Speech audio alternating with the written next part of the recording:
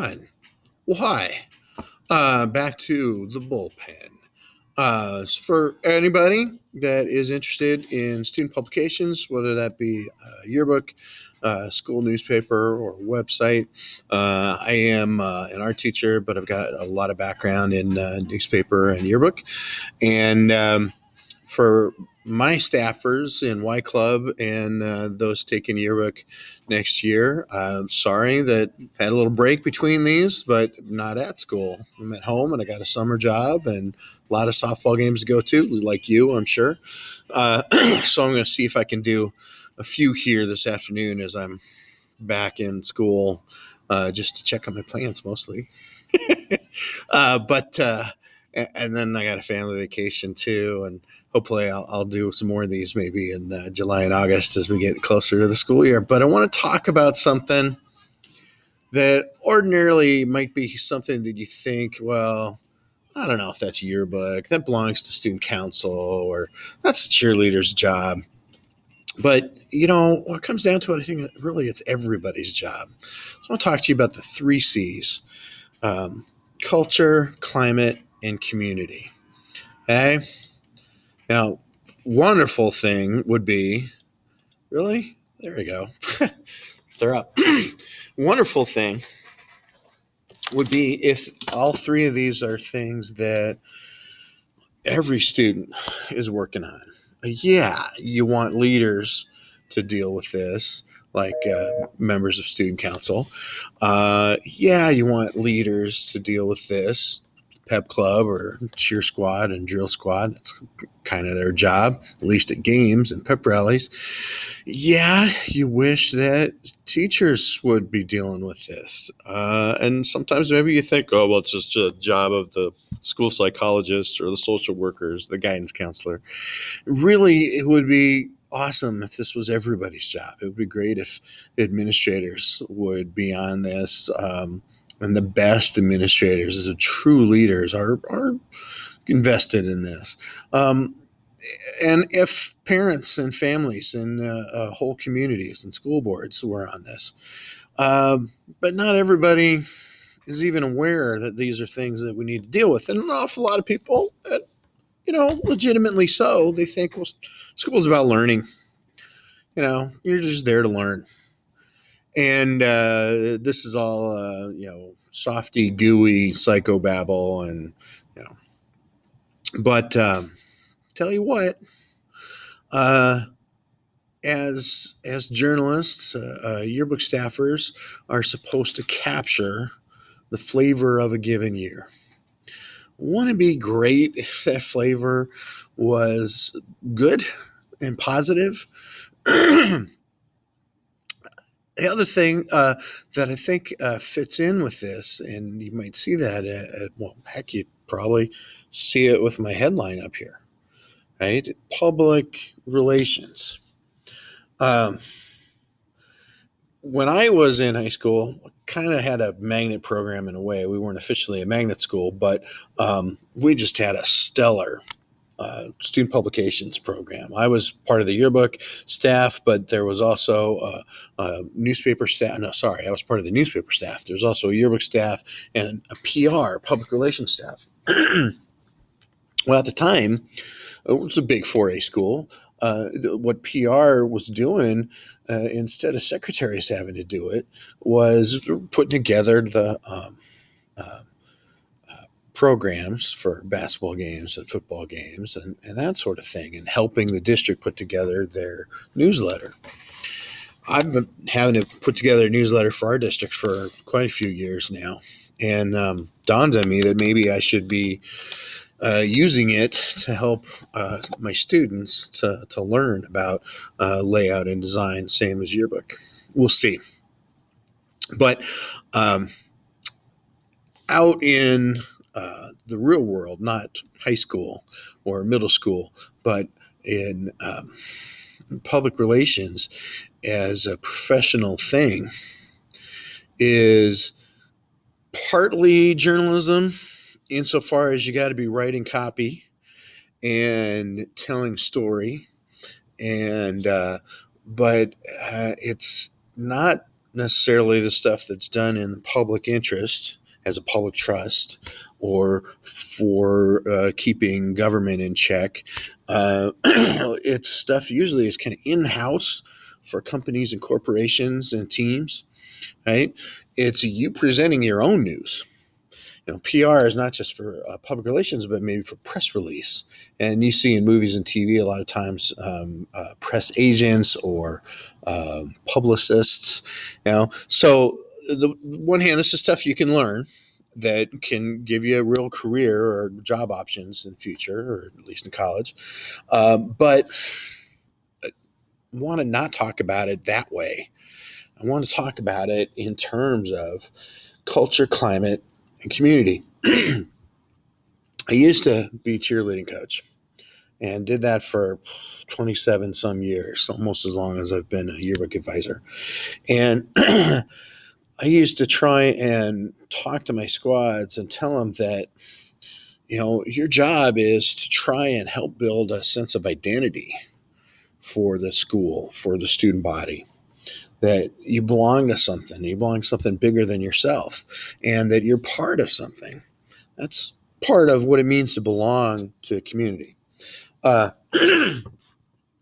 also talked a lot to them about how, as far as sportsmanship goes, their job, at least at games, is to try and stay positive. And parents and crowds and kids can all get kind of negative. They get frustrated with referee or umpires calls. They get frustrated with their opponents. But frankly, they sometimes can get frustrated with our own players and our own coaches and get critical and negative and angry. We'll get so worked up and emotional. And one of the cheerleaders' jobs didn't always have the best instincts of knowing when and how to do it, but is to help distract, to help get people back on track. When we're on that negative track, get us back on the positive track. When people start yelling negative things, great time to start to cheer, and especially if you can get people to cheer with you and do it in a positive way that's got sportsmanship.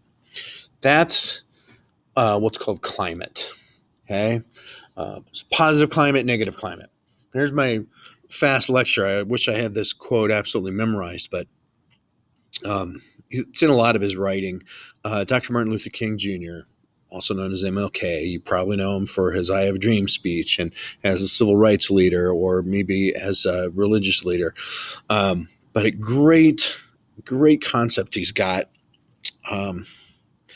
Again, I don't remember which of his books or essays. I think he's used it pretty frequently.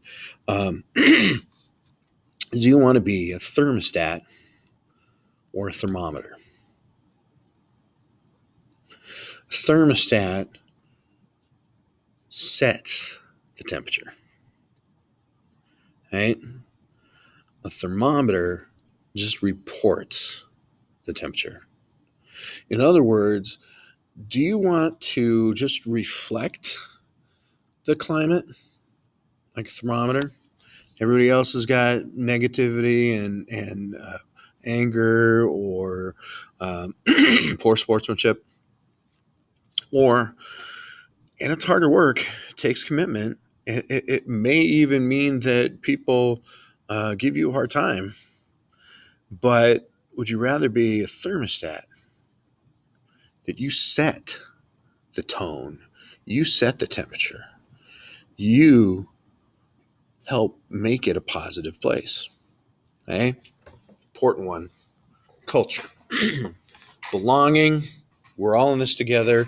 We're all bulldogs or whatever your school mascot is, different school. Inclusion there. It's community. Belonging to something, having a say, being able to contribute, having an effect. It's an important part of community. Climate. You're going to handle things in a negative way. You're going to have slander. You're going to have gossip. You're going to have criticism. Or you want it to be positive. You're going to have less bullying. You're going to have pride. Now, which brings us up to culture. might be the toughest because the culture really is a combination of climate and community. Another thing that I used to teach is social studies, history, social studies. And in terms of anthropology and world history and demography and sociology, we talk about culture in terms maybe of traditions and institutions, food, music, art, religion. Those are the different things that reflect that community. Okay?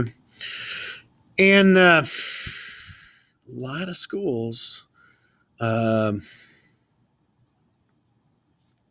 maybe just by accident, uh, have kind of not very strong cultures, not very deliberate cultures. Uh, Not to say they're weak, but, well, they've got a negative climate. And was it, oh, not Socrates, but Aristotle, the philosopher that said, "You are what you repeatedly do. Therefore, excellence is a matter of habit." You so, yeah, your culture is made up of your community, and you don't have a whole lot of control over that. You're just part of it. There's going to be poor kids and rich kids, and there's going to be white kids and kids of color, and straight kids and gay kids, and kids with good families and kids with broken families or no families, and kids that have faced trauma, et cetera, et cetera. But it also has to do with that climate. And when that climate gets repeated often enough, it gets embedded, then it's not temporary. Then it becomes culture. It becomes institutionalized.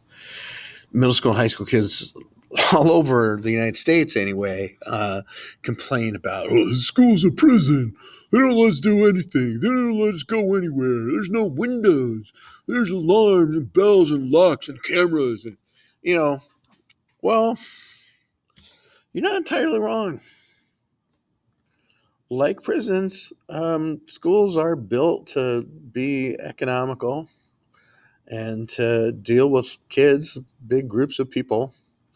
Um, and they're not necessarily designed by architects and engineers with uh, ergonomics and comfort. They're not shopping malls. On the other hand, if you visit some prisons, even the real nice federal minimum security ones, I think you will find that schools are not really prisons. Um, so, what can we do about it? How can we change the culture?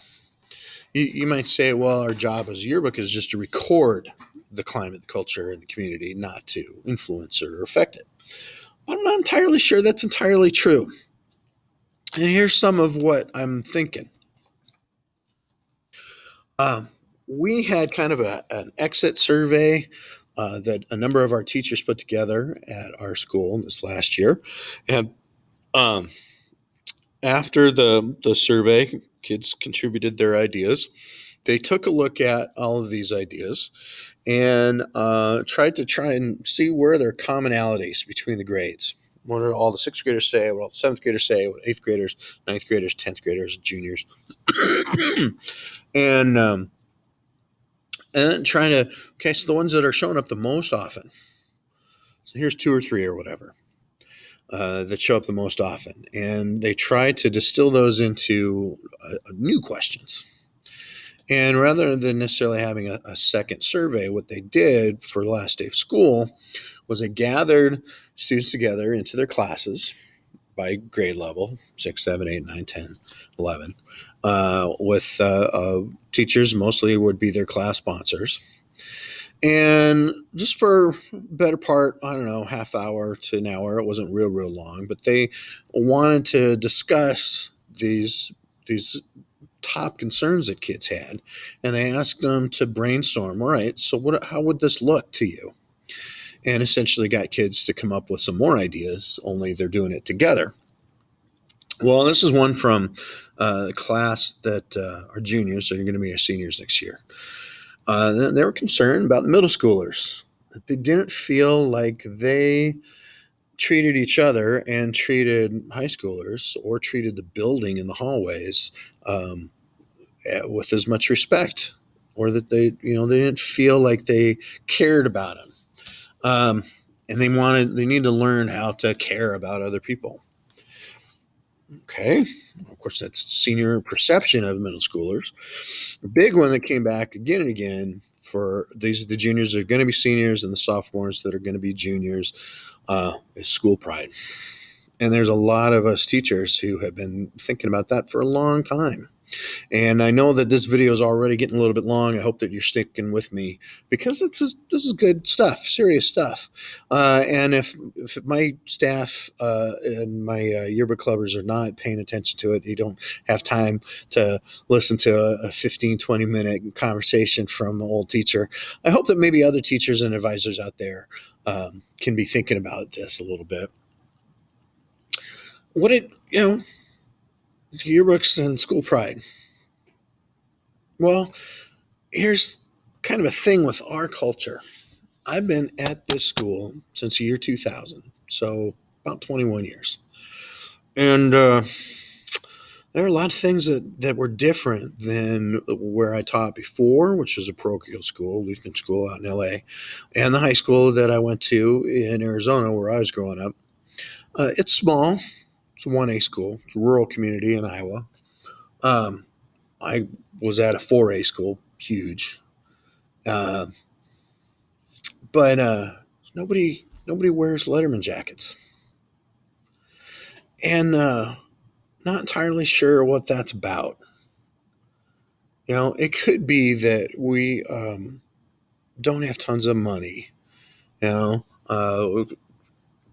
I don't want to say we're in an economically repressed or depressed area, but it's rural, it's farming, so not everybody can afford $50 to $100 for a jacket. But they still get letters. They still get those sports awards and drama and music awards. In Phoenix, Arizona. And I understand this is in the 80s, so this is 30 years ago. But I was talking to my kids, my own daughters, recently about, walk to school uphill and 10 feet of snow both ways. Well, no, I'd start walking to school at 7:30 in the morning because it's about a 20-minute walk because I was just a freshman and didn't have a car. And it's already 90 degrees at 7:45 in the morning. And yet, all kinds of people wore Letterman jackets. I don't know if it was because in the 80s we were thrown back to the 50s or what, but major pride. Okay. So now it's confusing for me. Here's another one, and maybe your school has to deal with this too. I know that ours does. It's hard to get people to buy yearbooks. So we have 250 kids from 612. Well, first of all, I understand that a lot of times you have multiple kids in a family, and so that could be a financial hardship. You don't want to just get one yearbook for one kid. That's not fair. But you can't afford to get one yearbook for all three kids or four kids. It seems like a lot of times people don't get yearbooks until their senior year. Funny thing is, though, a lot of them, start talking to me about, well, how much are they? Because I kind of like the last 2-3 years, too. Oh, now your senior year, you're interested in those past books. At any rate, I should look at my reports. Jocelyn does a great job of breaking that down and letting you be able to analyze it. And I don't know that I necessarily want to share the numbers here because it's embarrassing. But got a small proportion.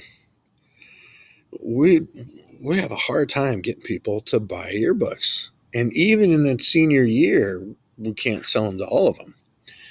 And again, I wonder how much of it is economic, because when I started 21 years ago, we sold them for 36, and now we'll have to sell them for 55. That's what our administration tells us. Uh, that's tough, I get, but I wasn't on yearbook. I was on school newspaper when I was in high school, and I didn't become a yearbook advisor then when I started teaching when I was 23, 24 back in the 90s. But um, I have a yearbook for every year that I was in school, from kindergarten through 5 years of college. Don't laugh. I had a double major. It wasn't like I couldn't get done in 4 years. So, what is the difference in culture that other people aren't proud of their school or don't want to remember their times in school, so they don't want to bother buying a yearbook?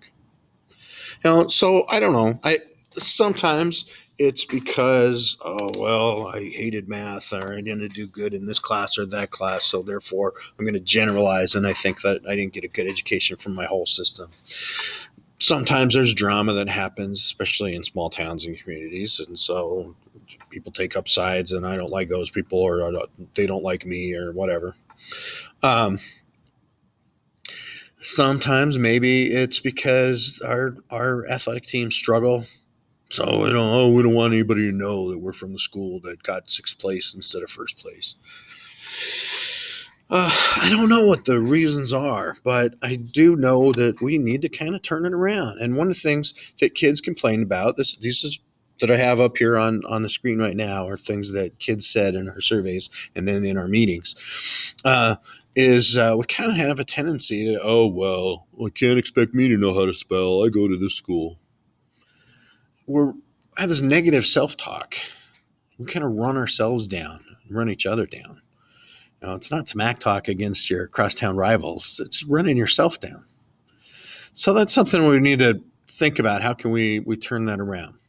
So another thing, and I think that this probably is more about the pandemic and COVID, and having to kind of shorten a lot of our athletic seasons, or else have limited attendance allowed at certain things.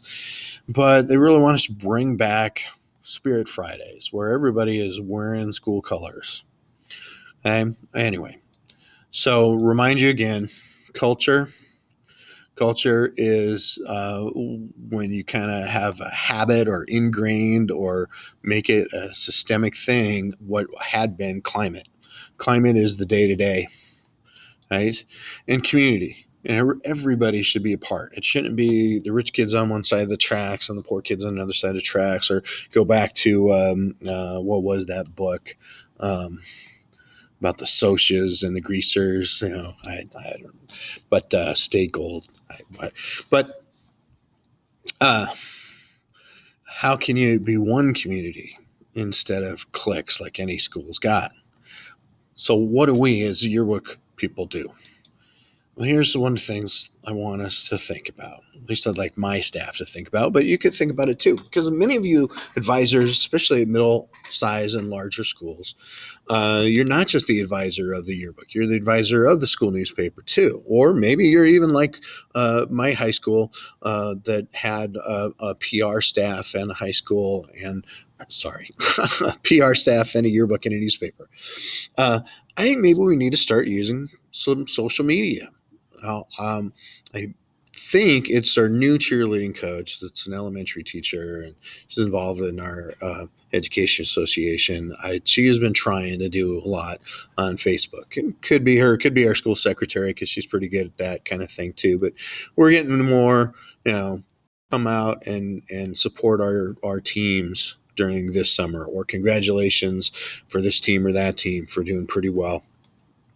My daughter's different district, and she's on student council, and it's their business teacher, and the class the business teacher teaches is social media marketing.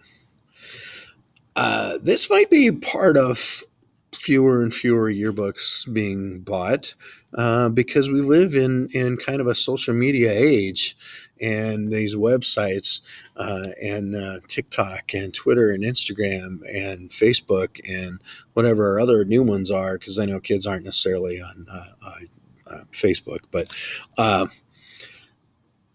I would like us as yearbook staff as a way to market our book and try and get people to order yearbooks and want to create buzz about them, to share some of the stuff that we're doing, share some of our layouts, share some of our best pictures. And we've got an Instagram. You can follow us at BV underscore archive underscore yearbook. I know I wasn't probably thinking when I came up with that, and I don't know if I can change it yet, change it still anymore or not. But as I was saying, my daughter's school, they have a social marketing class. And I think that newspaper and yearbook advisors and PR advisors could consider doing this too. I mean, even back when I was in school in the 80s or started teaching in the 90s, they were multimedia classes. Usually that meant video or radio broadcasting. But what is it today? You know, it's what you send out as a text. You know, um, we have our yearbook has a Facebook page, and try to have it set up so that the Instagram automatically feeds to the Facebook page. And you might say, well, kids aren't on Facebook. No, but their parents are, and their grandparents are, and they're fans of the school teams and the school clubs. And if the kids aren't willing to spend the money on ordering a yearbook, a lot of kids ask their parents for money or ask their parents to order it for them. Okay. Um, Now, I know that what you're thinking is, what does this have to do with culture and climate and community? Isn't this just about selling books? Well, yeah, but your yearbooks is about the school, for the year of the school, right? So why not, instead of it just being cumulative at the end of that past school year, and then you get it if it's fall delivery like we are, you get it in August, and if it's spring delivery, maybe you get it before school gets out in May or June. Uh, but why can't the yearbook also be sharing as we go during the course of the school year?